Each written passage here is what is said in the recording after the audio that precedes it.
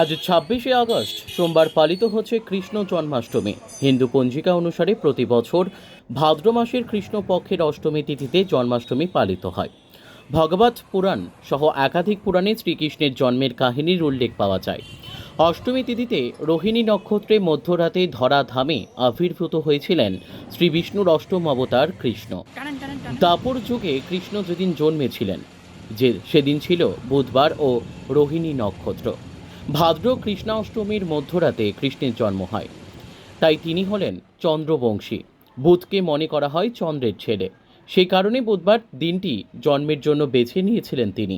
এই জন্মাষ্টমী উপলক্ষে দক্ষিণ দিনাজপুর জেলার বালুরঘাট শহরের ঐতিহ্যবাহী শ্রী পুণ্ডরিক গৌরীয় মঠ রীতিমতো সেজে উঠছে জন্মাষ্টমী উপলক্ষে।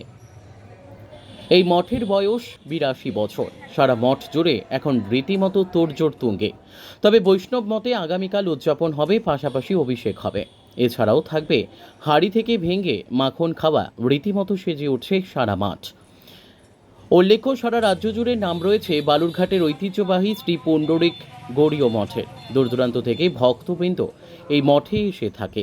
এই জন্মাষ্টমী উপলক্ষে মঠ চত্বর জুড়ে বসে বহু দোকান।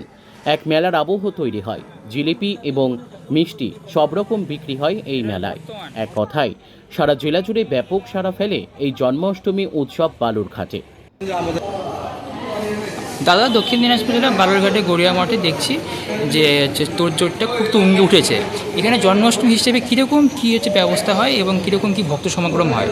আমাদের এখানে দক্ষিণ দিনাজপুর বালুরঘাট গৌরীয় মঠ, এটার নাম পুণ্ডরিক গৌরীয় মঠ।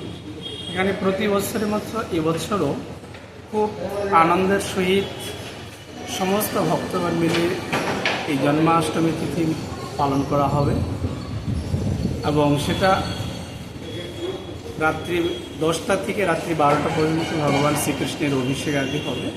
কিন্তু আমাদের অভিষেকটা আগামীকাল করা হবে।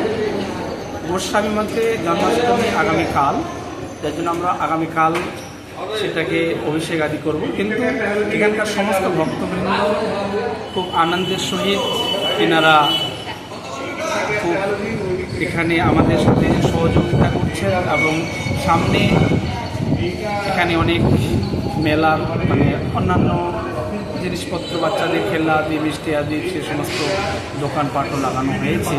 কেন গ্রাম থেকে ভক্তরা আসেন, তেনাদের পরিবারের জন্য কিছু মিষ্টি আদি কোনো বস্তু আদি তেনারা এখান থেকে নিয়ে যান। এই বালুরঘাট গৌরীয় মঠে প্রত্যেক দিনই পদাবলী কীর্তন আদি এবং ভাগবত পাঠ আদি এবং ভগবানের বিশেষ শৃঙ্গার দর্শন বিকেলে, এটা প্রত্যেক দিনই আমাদের সময় নিয়ম অনুসারে আমাদের এটা করানো হয়। দাদা, এই মুহূর্তে একদম শেষ পর্যায়ের প্রস্তুতি কতটা কি হয়েছে? আমাদের নন্দ উৎসবের দিন মোটামুটি ৫,০০০ ভক্তকে আমরা এখানে খিচুড়ি প্রসাদ বিতরণ করি। খিচুড়ির সাথে পায়েস থাকে, সবজি থাকে, আর অন্যান্য মিষ্টি আদির ব্যবস্থা থাকে। সেটা নন্দ উৎসবের দিন বুধবারে আমাদের এখানে সেটা পালন করা হয়। আরেকটা বিষয় হচ্ছে মাখনের একটা ব্যাপার থাকে যে উপরে উঠে ভেঙে এনে ওটা কখন হবে? পরশুদিন হবে।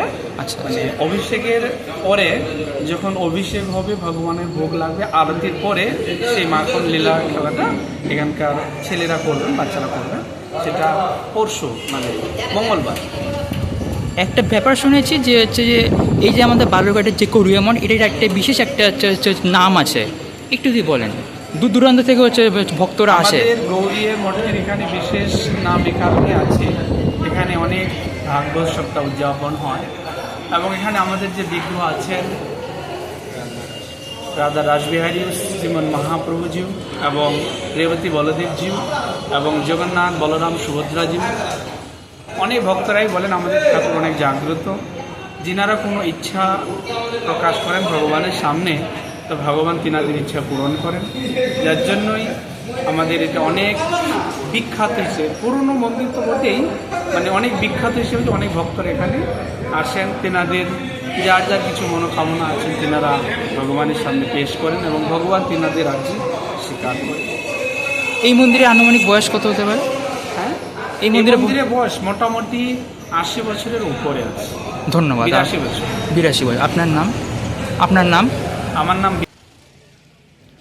বালুরঘাট থেকে আবির রঞ্জন দাসের রিপোর্ট, এক্সপ্রেস কলকাতা।